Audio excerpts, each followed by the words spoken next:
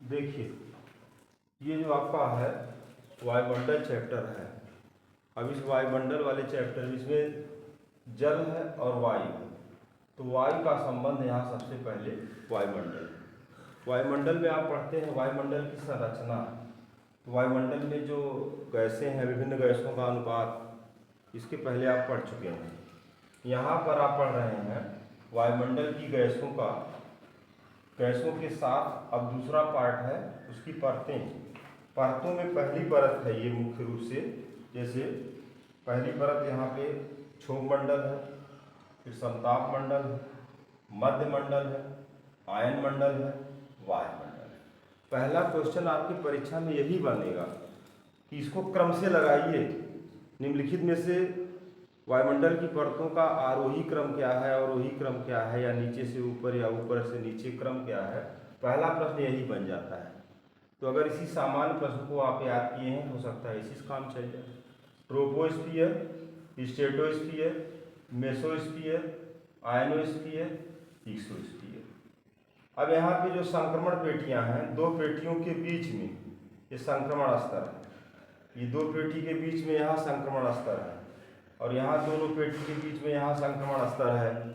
इसी तरह से पृथ्वी की आंतरिक संरचना में भी आपने संक्रमण स्तरों को पढ़ा है, जिसको नाम दिया गया है कनकॉर्ड, मोहो, गुटेनबर्ग, रेपेटी, ट्रांजिशन। वैसे यहाँ भी असंबद्धता का मतलब है कि उस पोजीशन पे कुछ ज़्यादा परिवर्तन हो जाते हैं तापमान इत्यादि में, उसी को कहा जाता है ये चीज़। तो फिर अब इसमें एक एक का आप विश्लेषण जब करते हैं तो इस विश्लेषण में आप ये देखते हैं कि जो पहली पेटी है ये समताप, इसका नाम कितना कितना है। ट्रोपोस्फीयर इसका नाम है, क्षोभ मंडल इसका नाम है, परिवर्तन मंडल इसका नाम है, संवहन मंडल इसका नाम है, कन्वेक्शनल जोन इसका नाम है, विक्षोभ मंडल इसका नाम है, टर्बुलेंट जोन इसका नाम है। तो इसके इतने नाम हैं। तो सारे नामों पर आप ध्यान रखिएगा। नाम जो रखे जाते हैं वो किसी न किसी विशेषता के आधार पर ही रखे जाते हैं। इस नाते इसमें कोई न कोई विशेषता छुपी हुई है, तभी ये नाम रखा गया। परिवर्तन इसी नाते रखा गया कि इसमें परिवर्तन लगातार होते रहे हैं, हरदम होता रहता है, ये चेंज होता रहता है। बादल, वर्षा, तूफान, चक्रवात, वाताग्र, सारी चीज़ें इसमें चलती रहती हैं, इसी नाते इसका नाम परिवर्तन रखा गया। क्षोभ इसी से संबंधित हमेशा क्षुब्ध होता रहता है, विक्षुब्ध होता रहता है, परिवर्तित होता रहता है। संवहन तरंगे, संवहन धाराएं या संवहन वायु दशाएं इसमें चलती हैं, इसी नाते इसका नाम रखा गया। तो ये पहला प्रश्न आपका हो गया। और इसके साथ साथ अगली विशेषता इसमें है, इसमें सामान्य ताप ह्रास दर है। सामान्य ताप ह्रास दर का मतलब ये है कि इस मंडल में 165 मीटर की ऊंचाई पर 1 अंश सेंटीग्रेड तापमान कम हो जाता है। अब इसी के अनुसार जब गणना करने लगेंगे तो 1000 पे इतना 6.5 अंश सेंटीग्रेड कम हो रहा है। ये गणना 500 मीटर पर भी पूछी जा सकती है, 2000 पर भी पूछी जा सकती है। तो आप निकाल लेंगे कि 165 मीटर की ऊंचाई पर 1 अंश सेंटीग्रेड तापमान कम होता है, इस नाते 2000 मीटर की ऊंचाई पर, 3000 मीटर की ऊंचाई पर, इसको आप निकाल सकते हैं।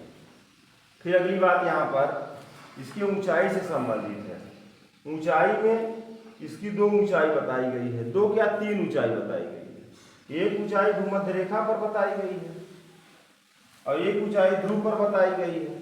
भूमध्य रेखा पर 18 किलोमीटर है, ध्रुव पर 8 किलोमीटर है, औसत ऊंचाई 12 से 13 किलोमीटर है। तो ये ध्रुव पहले से ही ऊंचा है, जो चीज़ पहले से ही ऊंचा है तो वहाँ पर ऊंचाई कम हो गई है, और यहाँ पे ध्रुव नहीं है तो यहाँ ऊंचाई ज़्यादा है, पर्वत नहीं है, ऊंचाई ज़्यादा है। ये पहला पार्ट आपका हो गया। और इस दोनों के बीच में ये हिस्सा जो बना, इसी को कहा जाता है संक्रमण पेटी। और इस संक्रमण पेटी के अंतर्गत इसका नाम है ट्रोपोपाज। इसकी मोटाई 1.5 मीटर के आसपास है, जो मौसमी परिवर्तन की छत कही जाती है। फिर दूसरा मंडल आपका है स्ट्रेटोस्फीयर, जिसको समताप मंडल कहा जाता है। इसमें ऊंचाई के साथ तापमान बढ़ रहा है। यहाँ तापमान घट रहा था, यहाँ तापमान बढ़ रहा है। इसकी विशेषता ये है कि यहाँ वायुयान इसी मंडल में उड़ान भरते हैं। इसी मंडल में आपसे प्रश्न पूछा जाता है ओजोन गैस कहाँ मिलती है, तो इसी मंडल में। इसकी ऊंचाई कहीं कहीं पर 32 और कहीं कहीं 50 किलोमीटर तक मिलती है और उल्कापिंड यहाँ पर जल करके राख हो जाते हैं। इसकी ऊपरी सीमा स्ट्रेटोस्फियर से शब्द बन गया स्ट्रेटोपाज, और ये जो 50 किलोमीटर पर ये मोटी परत 1.5 किलोमीटर से 2 किलोमीटर तक की पाई जाती है। इतने प्रश्न इसमें आपके हो गए। फिर आप और ऊपर चलते हैं तो मिलता है मध्यमंडल या मेसोस्फियर, या इसी को कहते हैं ओजोन मंडल भी कहते हैं। उल्कापिंड यहाँ जलना शुरू हो जाते हैं और इस मंडल में जलकर राख हो जाते हैं।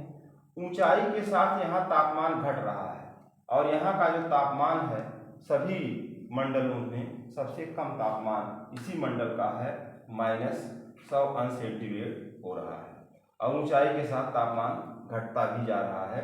तो पहले में घटा, फिर बढ़ा, फिर घटा, इसके बाद फिर बढ़ता जाएगा।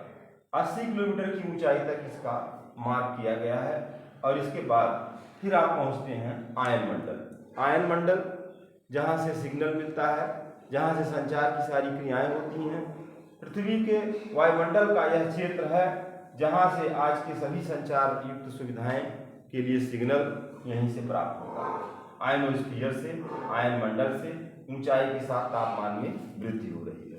इस मंडल की ही एक विशेषता है कि यहाँ पर उत्तरी ध्रुवीय प्रकाश और दक्षिणी ध्रुवीय प्रकाश के दर्शन होते हैं। और फिर इस मंडल को 80 से 640 किलोमीटर की ऊंचाई तक विभाजित किया गया है। इसका कुछ उपविभाजन भी मिलता है जिसमें जी परत है, डी, यहाँ डी से शुरू करेंगे नीचे से, डी, ई, एफ, जी। डी परत 90 किलोमीटर, ई परत 90 से 130, एफ परत 130 से 360 और जी परत 640 किलोमीटर की ऊंचाई तक है। इसकी विशेषताएं भी पूछी जाती हैं, इस नाते इसको ध्यान में रखिएगा। डी में रेडियो की दीर्घ तरंगें परावर्तित होती हैं, ई में रेडियो की मध्यम तरंगें, एफ में रेडियो की लघु तरंगें परावर्तित होती हैं और जी में रेडियो की सभी प्रकार की तरंगें परावर्तित होती हैं। तो इसकी ऊंचाई 640 किलोमीटर की थी और अरोरा ऑस्ट्रियालिस इसको कहते हैं और अरोरा बोरियालिस इसको कहते हैं, उत्तरी ध्रुव प्रकाश को। चूंकि ऑस्ट्रेलिया दक्षिण में ऑस्ट्रेलिया है, इस नाते इसका नाम ऑस्ट्रियालिस है और इसका नाम बोरियालिस है। इसके बाद फिर अगला जो है मंडल आपका है वो वायुमंडल है। इक्सोस्फीयर जैसा कि इसका नाम भी दिया गया है। 1600 किलोमीटर इसकी ऊंचाई बताई गई है। तापमान यहाँ 1000 अंश सेंटीग्रेड से अधिक मिलने लगता है। यहाँ हल्की गैसें पाई जाती हैं जिसमें हाइड्रोजन और हीलियम है और यहाँ का गुरुत्वाकर्षण बल 0 है। एक और आधार है इस वायुमंडल को विभाजित करने का, जिसको रासायनिक संरचना के आधार पर वायुमंडल का विभाजन किया गया है।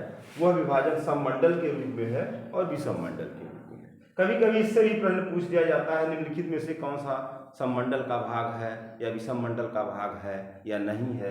तो सममंडल में क्षोभ, समता, मध्य आते हैं और विषममंडल में नाइट्रोजन स्तर, ऑक्सीजन स्तर, हाइड्रोजन स्तर, हीलियम स्तर। तो इस तरह से इसमें आपका वायुमंडल का विभाजन तय किया गया है और इसके बाद वाली चीज़ें आप आगे देखेंगे।